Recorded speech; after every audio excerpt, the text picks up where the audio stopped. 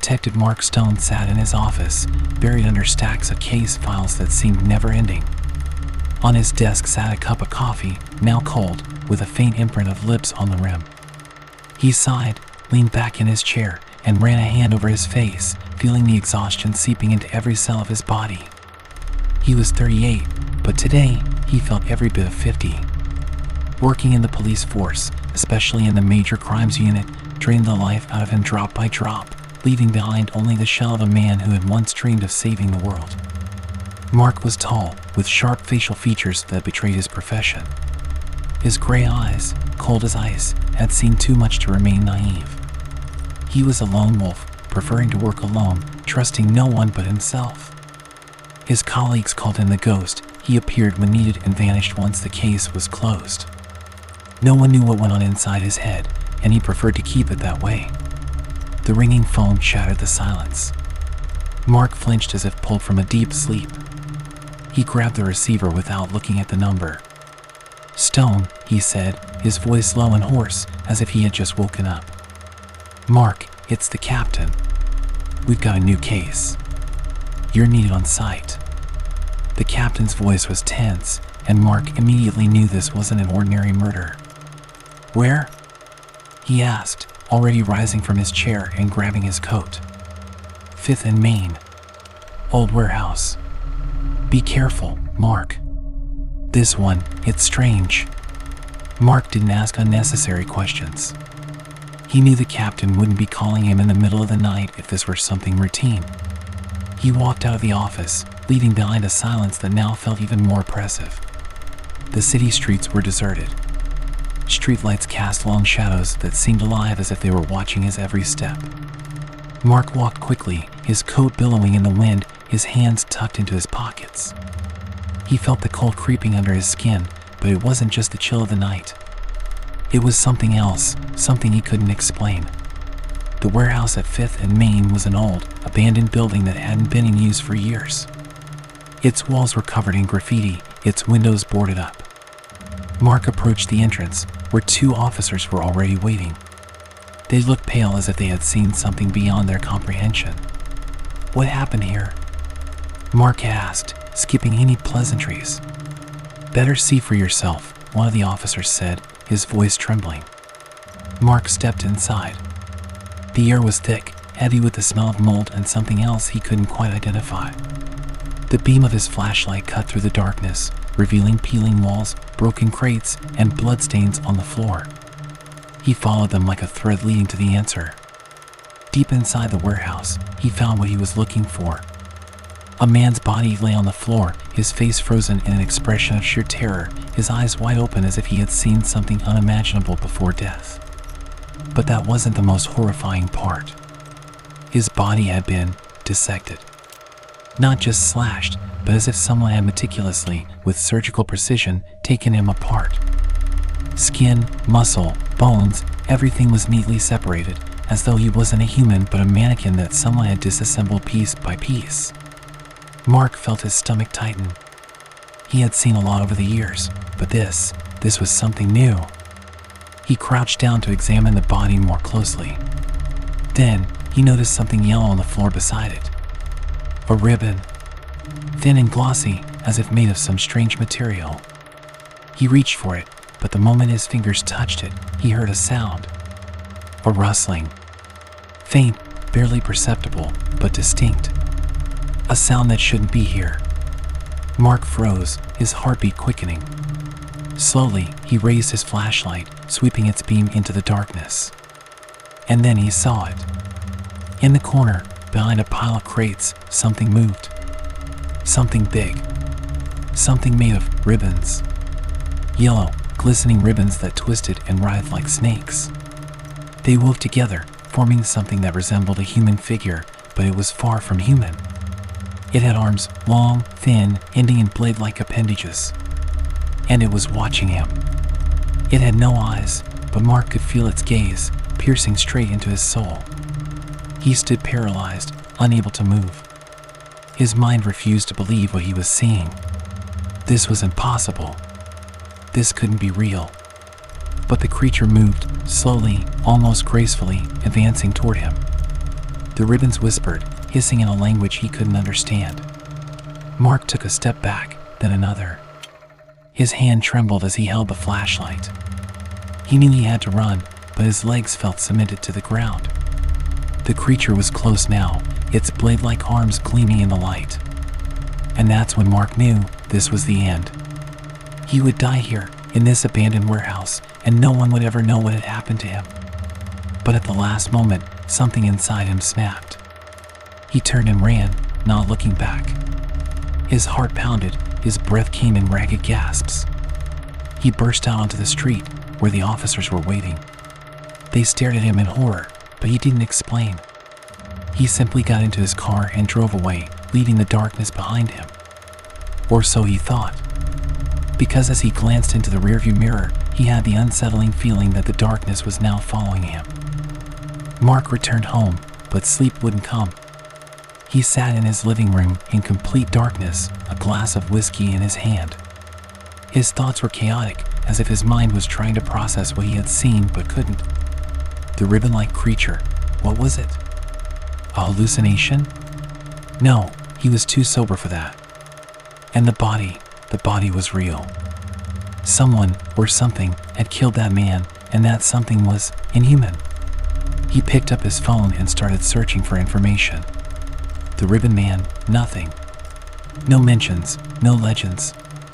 But he knew it wasn't his imagination. He had seen it. And he knew that this creature was connected to the murder. The next morning, Mark returned to the crime scene. The warehouse was cordoned off, but he walked inside, ignoring the warnings of the officers. He had to find something, anything, that could explain what was happening. Inside, the warehouse was silent. Light from the shattered windows spilled onto the floor, illuminating the bloodstains that had already begun to darken. Mark started his examination, carefully studying every detail. He found more ribbons scattered across the floor. They were just like the one he had seen the night before, yellow, glossy, almost metallic to the touch. He placed them in a bag to send for analysis. Then he noticed something on the wall. Scratches, deep and long, as if something incredibly sharp had left them. They formed a strange pattern, almost like a symbol. Mark took a photo of them, feeling his heartbeat quicken. This was important. He spent several hours in the warehouse, collecting evidence and trying to piece together what had happened. But the more he learned, the more questions arose. Who was that man? Why was he killed in such a precise manner? And what was the creature he had seen? By the time he stepped outside, the sun was setting, painting the sky in blood-red hues. Mark felt a tightness in his throat. He looked around, but no one was there. Still, he could feel it, that lingering sensation of being watched. He got into his car and drove to the station. The captain was waiting for him, looking even more tense than the night before. "Mark, we have a problem," he said as soon as Mark stepped into his office. "Two of our guys are missing. They responded to a call and never came back. We found their car, but they're gone." A cold shiver ran down Mark's spine. He knew this wasn't just a coincidence. "Where did you find it?" he asked. "The old cemetery. You need to go there." Mark nodded. He knew this wasn't going to be just another case. This was something bigger. And he knew that the ribbon man would be waiting for him. Mark drove through the city streets, his grip tightening on the wheel as he approached the old cemetery. The sun had fully set, leaving the sky a deep, endless black. Streetlights flickered, casting long, trembling shadows that danced across the pavement. The air was thick, heavy with an almost unnatural stillness. It wasn't just the usual quiet of night, this silence felt deliberate, expected. The old cemetery was located on the outskirts of town, a forgotten place where gravestones leaned at odd angles and the iron gates rusted under the weight of time. The moment Mark pulled up to the entrance, he felt it, an oppressive sensation pressing down on his chest, as if something unseen was watching, waiting. The missing officer's patrol car was still there, abandoned just outside the entrance. The doors were open, the radio crackling with faint static. No sign of a struggle. No blood. Just emptiness. Mark stepped out of his car and approached the vehicle cautiously, his flashlight cutting through the darkness. The air smelled damp, the earthy scent of soil mixing with something faintly metallic.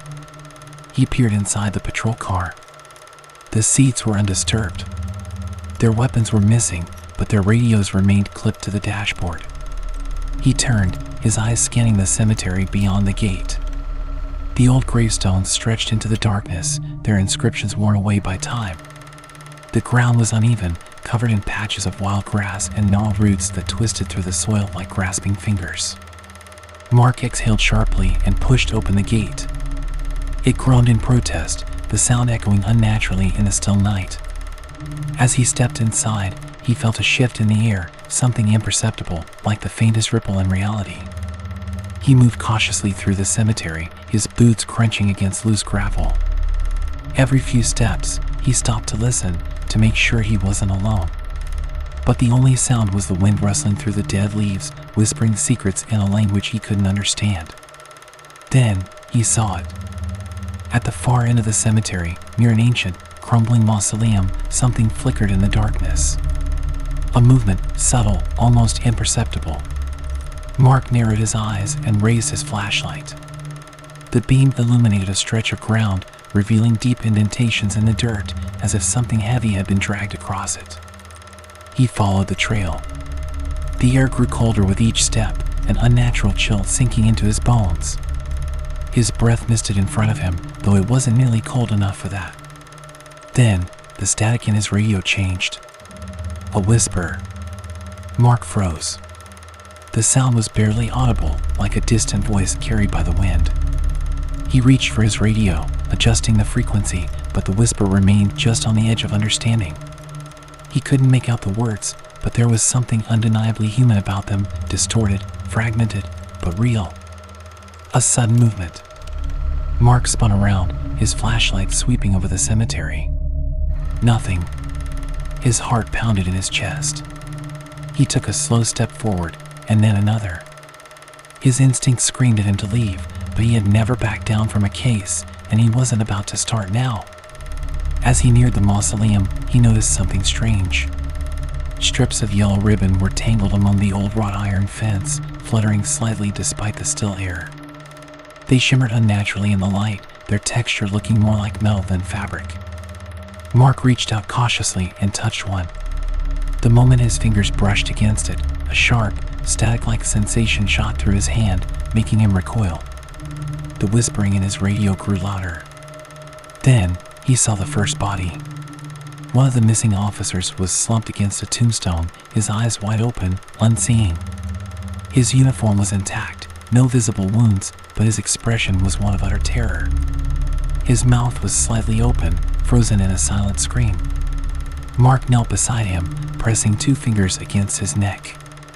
No pulse. The second officer was nearby, sprawled across the ground in an unnatural position. His limbs were twisted, as if something had rearranged them, not broken them, but moved them like a doll taken apart and put back together incorrectly. Mark's stomach twisted. He had never seen anything like this before. No blood. No bruises. Just 2 lifeless bodies with expressions of pure horror. Then, the whispering stopped. Silence. Mark stood slowly, every muscle in his body tensed. The air felt charged, electric, as if something was about to happen. He turned, shining his flashlight into the darkness beyond the graves. And then he saw it. A shape, tall, impossibly thin, shifting within the shadows. It wasn't just standing there, it was moving, undulating, its body composed of ribbons that twisted and wove together, forming the vague outline of something humanoid. But it was wrong. The proportions were unnatural, its arms too long, its fingers ending in razor-thin strands that shimmered in the dim light. The ribbon man. Mark felt the primal urge to run, but he forced himself to stand his ground. He reached for his gun, gripping it tightly. His breath was shallow, his mind racing. The creature tilted its head, though it had no discernible face. The ribbons shifted, tightening, then unraveling, like a living entity adjusting itself. Then it moved. Not a step, something more fluid, more unnatural. It closed the distance between them in an instant, and before Mark could react, he felt it. A cold touch against his arm, softer than silk but cutting like glass. Pain flared, and he stumbled back, his sleeve sliced open, a thin line of blood forming on his skin. Mark raised his gun and fired. The bullet passed through the creature as if it wasn't there. No impact. No wound. Just a ripple through its ribbons, as though the bullet had disturbed water. The creature stood still, unfazed. Then it whispered. The sound slithered into Mark's mind, bypassing his ears entirely. A voice that was not a voice, speaking words he couldn't understand, but somehow felt deep in his bones. His vision blurred. His knees buckled. And then, the ribbon man vanished. The silence returned, heavier than before. Mark gasped, staggering back against a gravestone, his pulse thundering in his ears. The pain in his arm was real. The bodies were real. It wasn't a hallucination. Whatever the ribbon man was, it was real. Mark forced himself to his feet. He needed to leave, to regroup, to figure out what the hell he was dealing with. But as he turned back toward his car, he saw them. More ribbons. Dozens of them draped over the gravestones, fluttering in the still air. Mark's hands were still trembling as he gripped the steering wheel, the cold seeping into his bones despite the heater blasting inside the car. The drive back from the cemetery was a blur, the empty streets twisting into a maze of flickering streetlights and shifting shadows. Every time he glanced in the rearview mirror, he expected to see something, some shifting, unnatural form lurking just beyond the edge of visibility. But the ribbon man was gone. For now. The police station was quiet when he arrived, the usual hum of late-night activity subdued, as if the air itself held its breath. Captain Harris was waiting for him in his office, his expression grave. The moment Mark stepped inside, the captain shut the door behind him. What the hell happened out there? Harris demanded, his voice low but urgent. We sent backup. They found the bodies, but you were gone. Mark exhaled sharply, rubbing a hand over his face. I saw it, he said finally. The thing that killed them. Harris frowned. You're saying there's a suspect? Mark hesitated. How could he explain something that defied reality? That moved like a shadow and cut like a scalpel? Not a suspect, he said finally. Something else. Harris studied him for a long moment. You look like hell, he said. Go home. Get some rest. Rest. The word felt meaningless now. But Mark nodded and left the office, heading back into the night. He barely remembered unlocking his apartment door, barely remembered shrugging off his coat and sitting heavily on the couch. The exhaustion hit him in waves, dragging him under. His body demanded sleep, but his mind wouldn't let him. Every time he closed his eyes, he saw it, the shifting ribbons, the glinting blades, the way it had whispered without sound. Was it still watching him? A noise made him sit up sharply. A rustling. Subtle, almost imperceptible. Not inside his apartment, but just beyond the window. Mark stood slowly, his breath caught in his throat. He crossed the room and pulled back the curtain. The street below was empty. Nothing moved. No footsteps. No shadows. Just the dim glow of the street lamp casting long fingers of light across the pavement. But then he saw it. A single strip of yellow ribbon caught on the branch of a tree, fluttering in the wind. The next day, Mark called in sick. He spent the morning researching, trying to find anything, any legend, any report that matched what he had seen. The ribbon man. The name stuck in his mind like a splinter, but the internet had nothing. No urban legends. No ghost stories. No folklore. It was as if it didn't exist. And yet, he had seen it. By noon, his phone rang. It was Harris. We've got another body, the captain said. You need to see this. The crime scene was worse than the last. An abandoned warehouse on the industrial side of town, the stench of old metal and damp rot filling the air.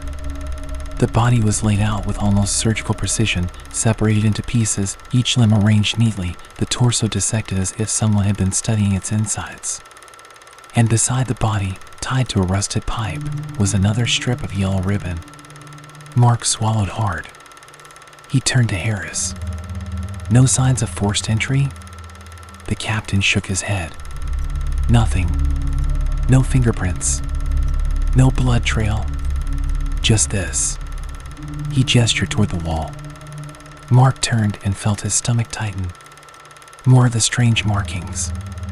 Deep scratches in the concrete, forming the same intricate symbols he had seen in the cemetery. They didn't look random. They looked intentional. Like a message. "What the hell does this mean?" Harris muttered. "Some kind of ritual?" Mark didn't answer. He stepped closer, reaching out as if touching the symbols might somehow unlock their meaning. His fingers barely grazed the rough surface before a chill ran through him, the same electric sensation he had felt when he touched the ribbon at the cemetery. The whispering returned. Faint. Distant. But there. Mark yanked his hand back, his pulse racing. "We need to find out what this means." Harris nodded. "We're bringing in an expert." The expert was a professor from the university, a specialist in ancient languages and cryptic symbology. When she arrived at the station that evening, she wasted no time examining the photos of the markings. "This isn't a language I recognize," she said, tracing one of the patterns with her finger. "But it's deliberate. Someone, or something, is trying to communicate." Mark exchanged a look with Harris. "Communicate what?" She hesitated. "I don't know." Mark leaned forward. "Then how do we stop it?" The professor looked at him, her expression unreadable. "You don't." That night, Mark didn't sleep. He sat in his apartment, his gun on the table beside him, the windows locked, the curtains drawn. But the unease never left him. Every noise made his skin crawl, every shadow seemed too deep, too unnatural. At some point, exhaustion won out. His eyes closed for only a moment. And then he woke up. To the sound of whispering. It was inside his apartment. Mark's breath caught. His hand shot toward his gun, fingers curling around the grip. Slowly, he turned his head. The darkness in the corner of the room wasn't empty. Something moved. The shifting, glistening ribbons wove together, forming the silhouette of something tall. Something wrong. Something waiting. The ribbon man. Mark raised his gun. His finger tightened on the trigger. The whispering grew louder. And then, darkness. When Mark woke up, the sun was rising. His gun was still in his hand. His apartment was silent. But something was different. He sat up slowly, his heart hammering. He looked around. Everything was as he had left it. Except for one thing. On his coffee table, neatly placed beside his badge, was a single yellow ribbon. Mark swallowed hard. His mind raced. Had it been a dream? A hallucination? But the ribbon was real. It was tangible. And it meant something. He picked it up carefully, feeling its smooth texture between his fingers. A message. A warning. A promise. Or an invitation. Mark exhaled slowly, his pulse steadying. The ribbon man wasn't done with him yet. And he wasn't done with it either.